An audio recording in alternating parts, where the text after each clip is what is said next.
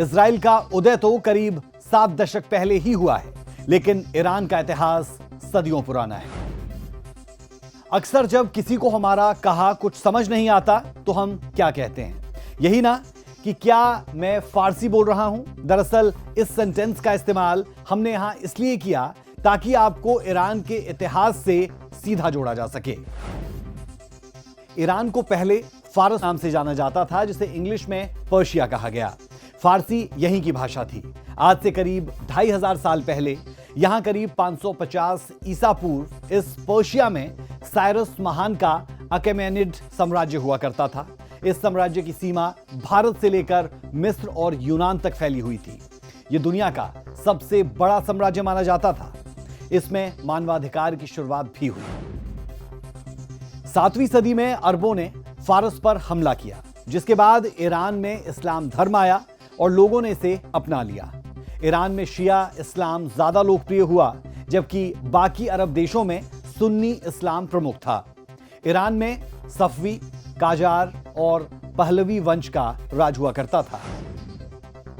इनमें सफवी वंश ने 1501 से 1736 तक ईरान पर राज किया। इस वंश ने शिया इस्लाम को ईरान का सरकारी धर्म बनाया। इसके बाद काजार वंश ने 1925 तक यहां शासन किया। इस दौरान ईरान पर विदेशी शक्तियों जैसे रूस, ब्रिटेन, इन देशों का दबदबा बढ़ता हुआ नजर आया। 1925 से 1979 तक पहलवी वंश ने ईरान पर राज किया। इस काल में देश आधुनिक बना, लेकिन तानाशाही बढ़ी। 1979 में ईरान में इस्लामिक क्रांति आई, जिसमें देश की दिशा और दशा दोनों बदल दी। 1979 में आवाम ने राजशाही के खिलाफ आंदोलन किया। आयतुल्ला खुमैनी के नेतृत्व में राजा को सत्ता से हटा दिया गया। इसके बाद ईरान एक इस्लामिक गणराज्य बना। ईरान में अब लोकतंत्र नहीं, बल्कि धार्मिक नेताओं का शासन है। 1980 से 1988 में ईरान और इराक के बीच बहुत भयंकर युद्ध भी हुआ। 8 साल तक चले इस युद्ध में लाखों लोगों की जान गई और देश आर्थिक रूप से प्रभावित रहा।